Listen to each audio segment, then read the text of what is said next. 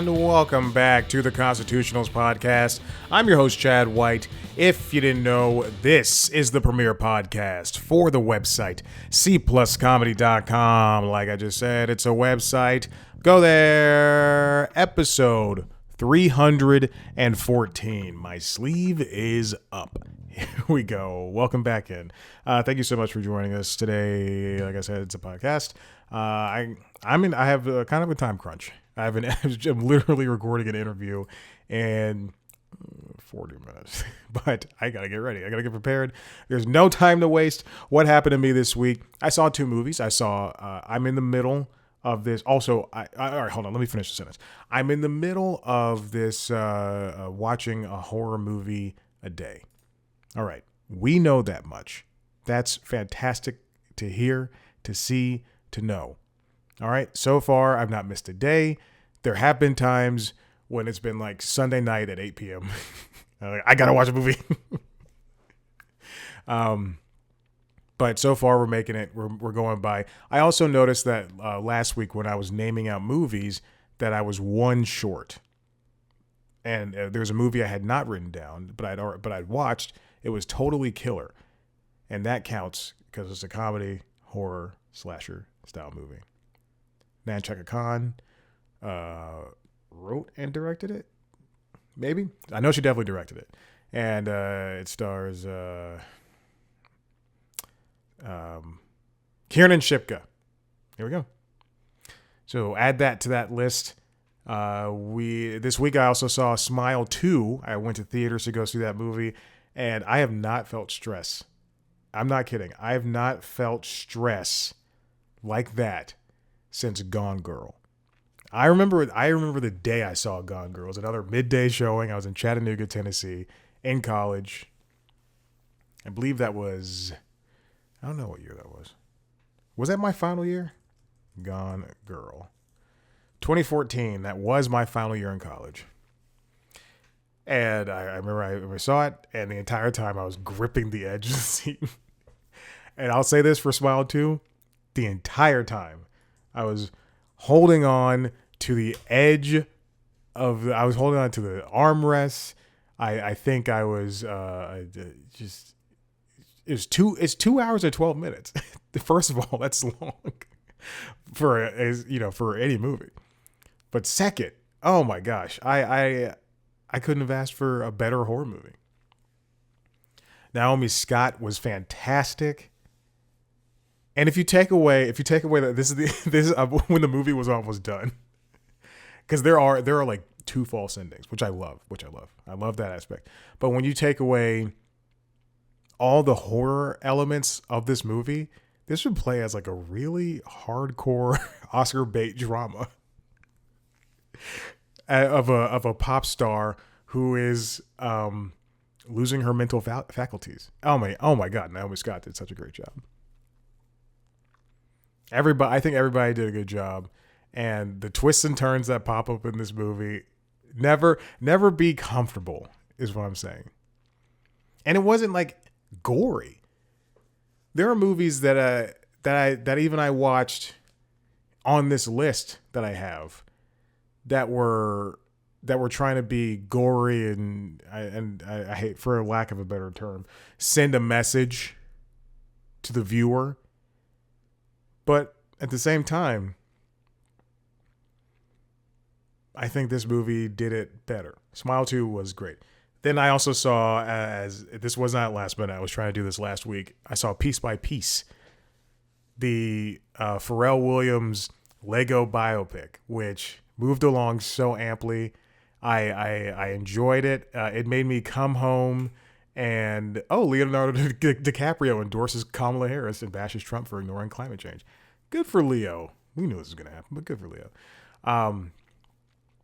It was so great. Maybe come home and make a playlist of not just Pharrell, but a bunch of other super producers who, including Timbaland and Rick Rubin, because I like to read liner notes. I like to know who produced songs and to just find a list of songs that Pharrell produced, like Hella Good from No Doubt, and Rick Rubin did a lot of Beastie Boys and Red Hot Chili Peppers, and then Timbaland did some pop. Like Timbaland's great at doing pop, like straight up pop songs, which Pharrell talks about in the movie. Like you guys are like you have to not be afraid of going pop. And to learn that story, there were parts I did not know, and there were parts that I knew. I also on this horror movie jaunt. Anyway, the piece by piece is fantastic. The one thing I do have a concern about is because it's a biopic. I don't know if I'll ever watch it again. I can rewatch the Lego Movie. I can watch the Lego Movie 2, Lego Batman. I just rewatched Lego Ninjago, but am I gonna rewatch this anyway? But go see it. It did a good job. And then also, before I get back to my horror movie list, I came home, looked up piece by piece on Wikipedia as I usually do with these movies, and I went to Pharrell's Wikipedia page. It turns out he's making another biopic, and it's coming out next year. It's got like Halle Bailey and some other Jabuki Young White and a whole bunch of other people. I'm just like, why are there two? The Lego one was good. That one's called Atlantis. Anyway, back to this horror movie thing. I don't know what I was gonna say. Okay. Here's the thing. I did not mean for it. I think I mentioned this last week. I did not mean for it to be a list of movies that came out after 2021. The oldest one is Dashcam, and that's 2021. It's the worst one. And then everything else. You know what? Fantasy Island. That's the oldest one. But everything else after that is either 2022, 2023, or 2024. There's a lot of 2024. I grew tired this week. I grew tired of looking through, because I knew what I wanted to watch, and I do have a list of movies in a Notion page and TV shows that I can check off. Literally I made a spreadsheet thing where I can check things off, and I can type in horror and I can find all my horror shows and movies and all that stuff. But I grew tired of going there. So on this simple Google Keep list, I just have the list of movies, and then I have the ones that I need to watch in order to fill out the rest of the month. 2 of them are Saw movies. And this year I was like, let me watch all the Purge movies. Let me watch all the Saw movies. I watched a majority of the Saw movies on the treadmill or while cycling here in the apartment. And then I just grew tired of it because Saw sucks. This is what I said when I was watching I have Saw 10 and Spiral left. Okay. So this is what I said when I was watching, Saw the final chapter of Saw 3D. Every single movie looks like it was made in 2001. Every single one of the Saw movies was made in 2001, and then they've been releasing them every 3 years, every 2 years. Oh my God, those people are all dressed the same. They also have the same, just the same technology from that time period. And they all take place in recent times, which is crazy to say. But there's that, and that's what I'm dealing with. That's everything I'm dealing with those movies. But the rest of the list, I'm thinking about, because a new one just dropped on Netflix called Don't Move. And then there's one, also I want to say Hulu has really come in clutch. I appreciate Hulu for everything that it's done for horror movies. But I might be dropping, there's one on Netflix called Don't Move. I might be dropping one of the Saw movies in order to bring up Don't Move into the list. Or maybe Maxine, because I didn't watch Pearl. I did watch X, though. Or maybe Terrifier 2, because I hated Terrifier 1. I've never been so... The only other time I've been so, just angry at a movie was Dashcam. I do not like Dashcam, and that was a waste of time, and I wish I could remove it from my memory. Okay. Let's move on. Again, I have an interview in 20 minutes. I did the time wrong. I have an interview in 20 minutes. Let's get on with this. This comes from The Hollywood Reporter, written by Winston Cho. Why Los Angeles is Becoming a Production Graveyard. We have previously, 10 years ago, 5 years ago, prior to the pandemic, there were shows and movies being shot in Los Angeles all the time. Side note, whenever, I don't know if I've ever said this out loud, but I always thought it was, I think it's so great when what's it called? When a TV show or a movie are shot in Los Angeles, and I know that the actors live in Los Angeles, I go, oh, it wasn't a bad commute for them. I always think about that. Anyway, like I only started thinking about that because of the show Lethal Weapon, and I know Damon Wayans Sr. had a rough time on that show.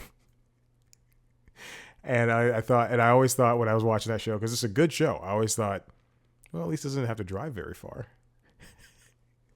But prior to the pandemic, all of these shows and movies, a lot of shows and movies were shot in Los Angeles, not because it's the Hollywood Mecca, quite literally. It's because they had a lot of great incentives, a lot of good monetary incentives. And in recent years, because other cities would like to make money as well, shows have had to, and movies have had to move out of Los Angeles because they found cheaper places elsewhere. Take, for instance, MasterChef, which always called Los Angeles the place to be, home, as they say. It's now moving to Australia. So it's going to fly producers. It's going to fly the home cooks because it's cheaper to shoot in Australia. And the same thing happened for The Rock's show, Young Rock. A lot of that shooting, that show, took place on, and it didn't, sorry, the shooting took place in Australia or New Zealand, even though it was like, this is Memphis. This is Georgia. This is Indiana. This is Florida. Because it's cheaper. It's cheaper to, it's instead of charging them XXXXX, they'll be charging XXX. It's distressing, says Paul Audley, the president of Permitting Office Film LA. We worked a lot on trying to keep them here. And I'm sure that they did. I'm sure that there were a lot of conversations, but only so many shows can continue to afford to lose money and shoot in LA. Shows like that are currently shooting are like SWAT and The Rookie. Here's a chart from 2021. At its height in Q2, there were over 7,000 shows shooting in Los Angeles. Movies, not just shows. Movies, TV shows, scripted and unscripted. And at its lowest point, Q4 2023, there was less than 2,700. They count part of the issue of this is peak TV. That's one of the issues. The peak TV happened and all these shows were canceled. Last quarter, the UK and Canada each saw more live action scripted titles with budgets of at least $10 million actively filming within their borders. The US, meanwhile, saw a 35% decline from 251 to 163.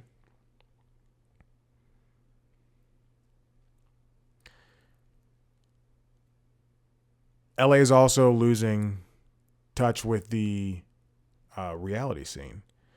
There was 1/3 the number of shoot days for reality TV last quarter compared to the highs of 2022.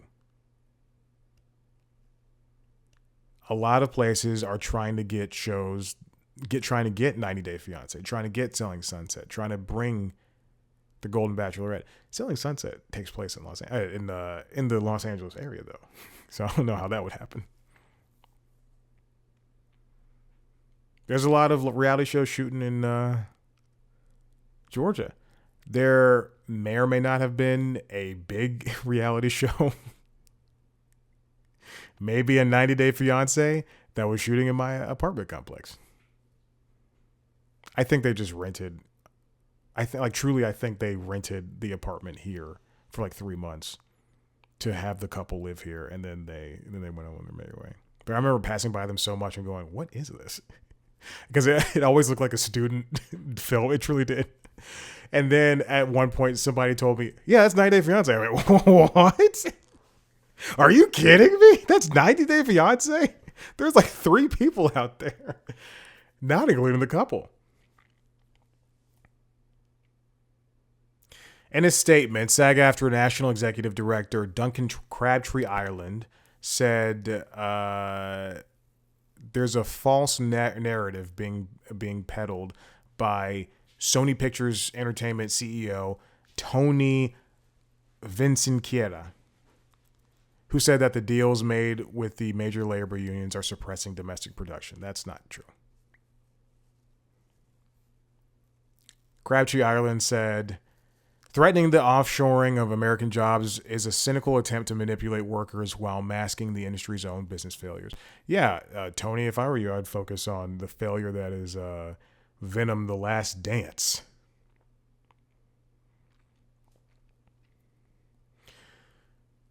Sometimes permitting fees have been doubled, which means, hey, we're not going to be able to afford that.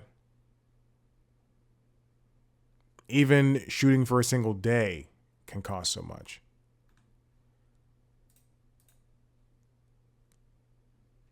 So everyone is struggling.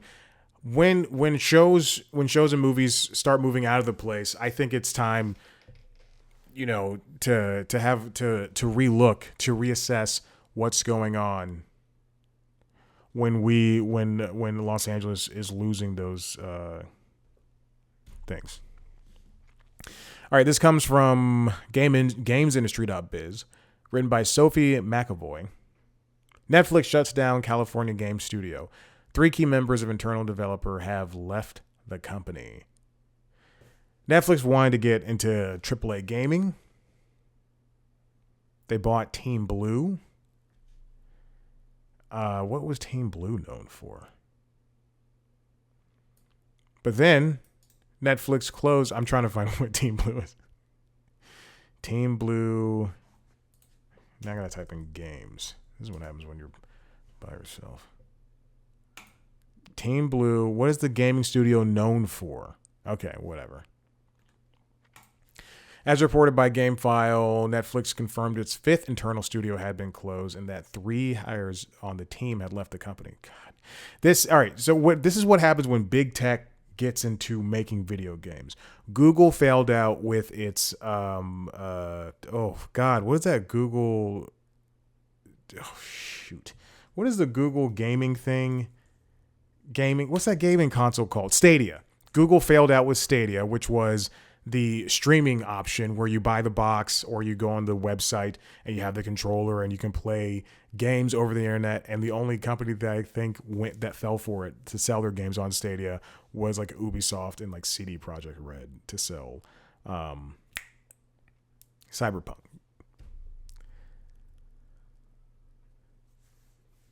The studio lead, Chaco Sonny, creative directors Joseph Staten, and art director Raphael Grazzetti were all hired in 2022 of October, 2023 of April, and May 2023 to work on the big new AAA IP. But what happens is AAA gaming is so expensive. Look at Ubisoft not able to pull out major development for the latest Assassin's Creed. That's been pushed back. And Grand Theft Auto 4, 5, and probably 6 have been pushed back from their initial release dates. Making a video game is hard. Until Dawn remake came out and just floundered because it wasn't the remake that it should have been. First of all, it should not have been a remake, it should have been an update. And when you have these tech companies, when you have Facebook, when you have Google, when you have Netflix come in and say, we're going to make games, they don't realize how much more difficult that is compared to making a movie or TV show. Apple knows the struggle because they just teamed up with Amazon to have Apple TV Plus on Amazon channels. And yes, it's going to allow them to be more visible to especially the people who don't have Apple devices. But there's also the fact that, hey, not a lot of people want to see Wolves. Not a lot of people want to pay $10 a month to watch Shrinking. And yes, while I like Wolves, while I like Shrinking, there's no way that these movies and TV shows are making money for Apple. And the same thing can be said for Netflix, which has its foothold in the gaming space because you can go to the Netflix app. The first thing I was loaded up is the Emily in Paris game. And you have access to games. Yes, I can play Kentucky Route Zero and TMNT Shredder's Revenge and Death's Door and the definitive ports of GTA San Andreas and other GTA games and Dead Cells, and then made for Netflix games like Sonic Prime Dash and Shovel Knight Pocket Dungeon. But those games are a lot more difficult than sitting down and making a new Super Lucky's Tale. That's not AAA. That's the game I'm playing on Xbox right now. Then making Until Dawn or for Horizon Forbidden West, or is that what it's called? Or a Forza game, or a Super Mario Brothers Wonder.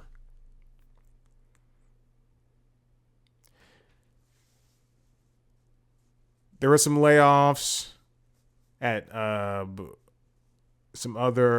Epic and other places. I mean, we've just seen layoffs all around the game industry. We know these things are happening, and it's just a shame that people are treated like experiments. You get a job for a couple of months and then, shown the door. And finally, I do have to rush. I have like 10 minutes. I know I said I had like 20 minutes. I truly have like 10. This comes from Deadline, written by Ted Johnson. The Washington Post won't endorse a candidate in the presidential race. They joined the LA Times in not endorsing a candidate. This has been a discussion as of late in this past week. Apparently, but the biggest issue with this is that apparently WaPo, this comes from The Wrap, written by Sharon Knoll, already had a Kamala Harris endorsement ready to go before Jeff Bezos nixed it. Okay? So that's a big deal, to already be ready to say, we're going to do this. It's what a tragic stance to take. This is something that is so disappointing to hear, that you're not going to endorse this cycle. I believe the LA Times owner said that they're going back to their roots of 36 years ago, that they won't be endorsing somebody. The Mariel Garza, who was the publication of LA Times editor of editorials, resigned, and other staffers resigned as well, saying that they weren't going to follow along with this. Like, that's such a stupid decision. Charles Lane and Stephen W. Stromberg had worked on drafts of the Harris endorsement. I actually have to... The Wrap, I genuinely hate The Wrap for putting everything behind a paywall, because I read it on my phone. And then I guess it's like, oh, you read it on his phone. Well, then he's not going to be able to read on the desktop. I'm getting a phone call right now, and I know it's from the people that are campaigning. I've already talked to them. I've already talked to multiple companies like 3 times, because they're all doing jobs. You can't just be mean to them. Anyway, the Washington Post Guild said that according to their own reporters and guild members, yes, I already have that. Okay. We already seeing cancellations from once loyal readers. The decision undercuts the work of our members at a time when we should be building our readers' trust, not losing it, said the guild. Robert Kagan, editor at large at the Post, resigned following the announcement. Interesting. Now, here's the question. Hold on. Wait a minute. Oh no, I don't have the thing that I wanted to look up. But here's the question, and it comes from Variety. Do these endorsements still matter? Are these big time endorsements something that people still care about? And I'm trying to find the article so that I can actually reference it. Endorse. I have to type in endorse in my email. Okay. I linked to the wrong thing.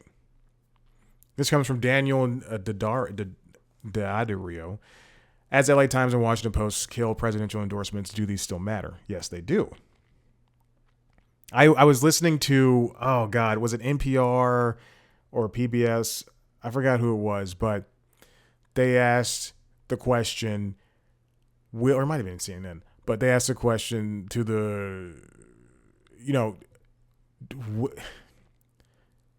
do big name people like Taylor Swift, like a Leo just happened, like a Leo, like a Oprah, when they announce that they are putting their weight behind a candidate, do things change? Well, for Taylor Swift, we saw people over the age of 18 signing up to vote for the first time or to register as whatever they want to for the first time. And that worked.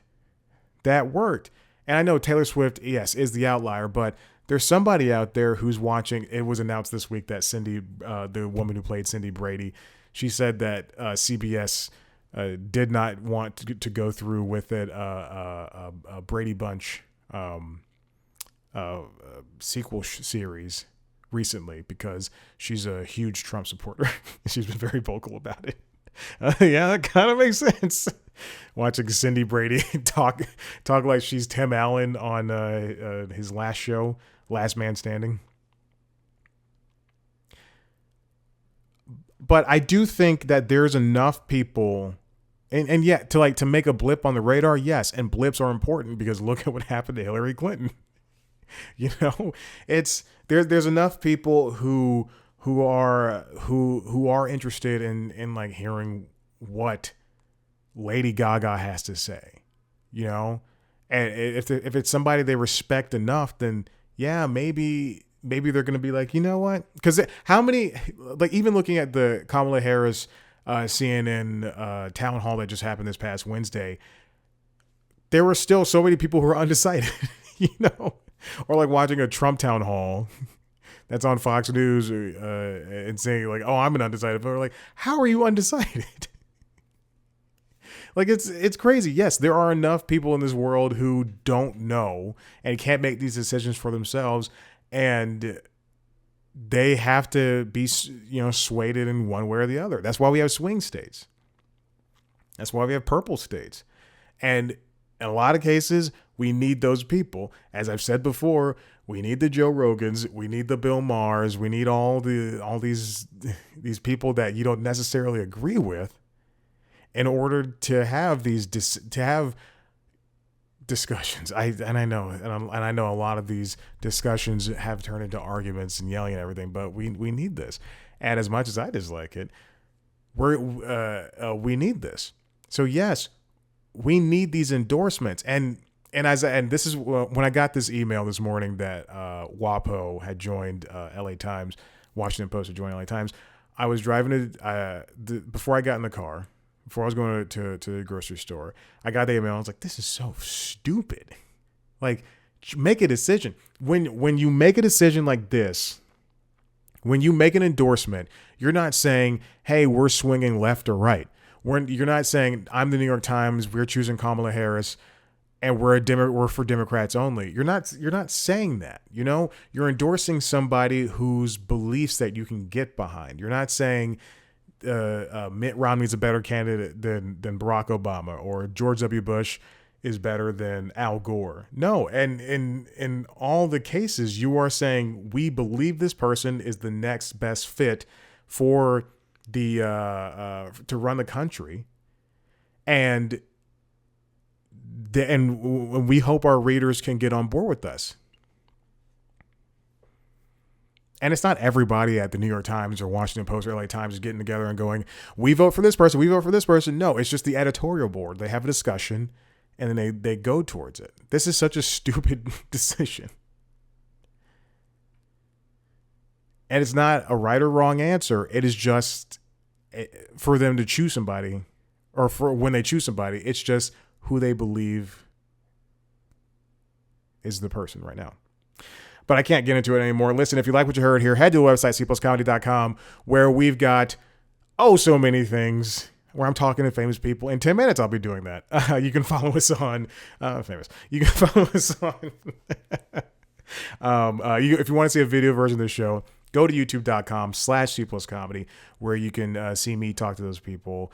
You see a video version of this show, as well as the other podcasts, Late Night Lately, the Late Night Show, and LinkedIn Logs, which is the Jobs podcast, as well as the Interviews, which is the show where I talk to all those people you love.